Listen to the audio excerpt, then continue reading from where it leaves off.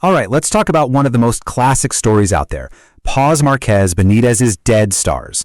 We're going to dive deep into this one, because it really gets at some huge questions about love, about illusion, and of course, about regret.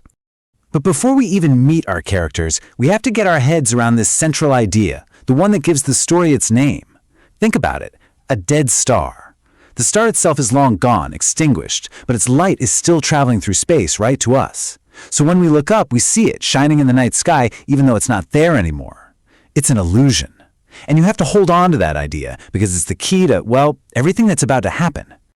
Okay, so let's meet our guy, Alfredo Salazar. He's over 30, he's been engaged for what feels like forever, and he's starting to question, well, everything, especially love. He's at this major crossroads, just feeling like real life, real love is somehow just passing him by. And it's not just him. Even his own father, Don Julian, kind of points it out.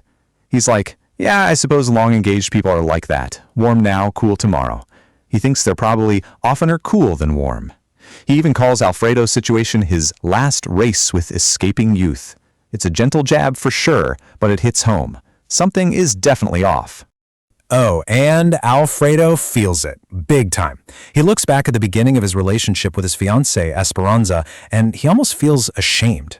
Back then, there was this great hunger, flowers, love notes, all of it. But now, it just feels like a sorry mess.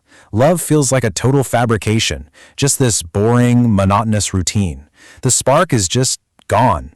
So this all leads him down a pretty dark rabbit hole. He starts asking himself, wait, was I cheated by life? Did I just miss out on love entirely? He's haunted by this feeling that maybe he tricked himself, that he just grabbed a shadow of the real thing. And you start to wonder with him, is that big, epic love that everyone talks about even real, or is it just a myth? Right, so just as Alfredo is completely lost in this fog of doubt, boom, his entire world gets turned upside down. Because about 6 weeks before the main story kicks off, he meets someone. Her name is Julia Salas, and it's not that she's some conventional beauty, it's something else entirely. It's her spirit, this alert vitality the story talks about. She's just so full of life and grace, and for Alfredo, it's like a splash of cold water. It's completely captivating. And when they talk, wow, there's this energy, this spark that Alfredo hasn't felt in years. It's not just small talk, it feels like real discovery. When she says something is a brief mystery, he jumps in. Not in you. He feels like there's this depth to her, this mystery he could spend his whole life trying to figure out. It's exactly what he's been missing. So what does he do? He just dives in. With Julia, he starts living completely in the present moment, day by day. He just willfully shuts out all the other facts of his life, like his fiancée, the upcoming wedding, all of it. He just tunes it out and focuses on these perfect, sweet moments with her. But you can't ignore reality forever, right? It always comes crashing back in. And for Alfredo, that happens when Julia announces she has to leave. Suddenly, the bubble bursts. He's forced to look at his life and face this massive choice, what he wants versus what he feels he has to do. And in this moment of pure desperation, he just asks her, did you ever have to choose between something you wanted to do and something you had to do? It's not really a question, it's a total plea. He's begging her to see how trapped he feels, stuck between these two completely different worlds.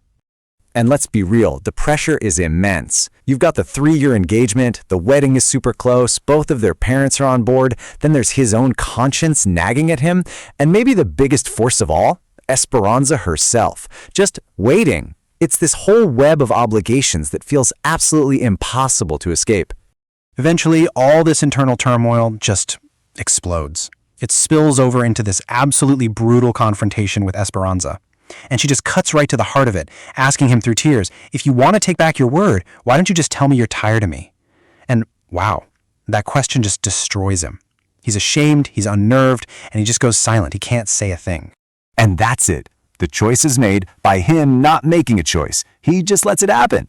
He marries Esperanza, Julia's gone, and the years just start to tick by. Life becomes quiet, orderly, and completely passionless. He basically just gives up. He stops fighting his fate and accepts it. The story has this amazing phrase for it, the calm of capitulation.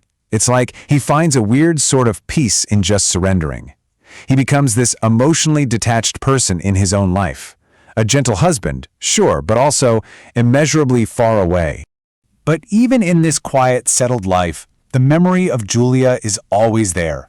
It's like a ghost that he can't get rid of. It's this constant, humming awareness in the back of his mind that he lost something irreplaceable. He really tries to be content, tries not to remember too much, but you can't just switch off a memory like that. And then, fast forward 8 years. A business trip, completely by chance, takes him right back to Julia's hometown. And, of course, he has to find her. You can just imagine his heart pounding, right? He needs to know what's left of this dream he's been holding on to for almost a decade. So, he finds her. And at first glance, she looks almost the same. But as they talk, something's missing. That spark, that eager vitality he remembered so clearly, it's just not there anymore. And this hits him with this huge, critical question. Did she change? Or was the magic, the loss, was it all inside him? And that's the epiphany. That's the moment it all clicks into place. He finally gets it. The incredible, all-consuming love he'd been holding on to for Julia all these years, it was an illusion. It was just like the light from a dead star. He could still see it, shining in his memory, but the source, the actual star, was long gone. The love wasn't real anymore. It hadn't been for years. Only the memory of it was. And man, this leaves you with such a profound sense of sadness, doesn't it?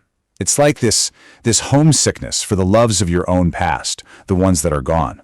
It really makes you stop and ask yourself a tough question. What illusions are we cherishing? What dead stars are we still looking up at in our own lives, admiring the beautiful light of something that has long, long since burned out?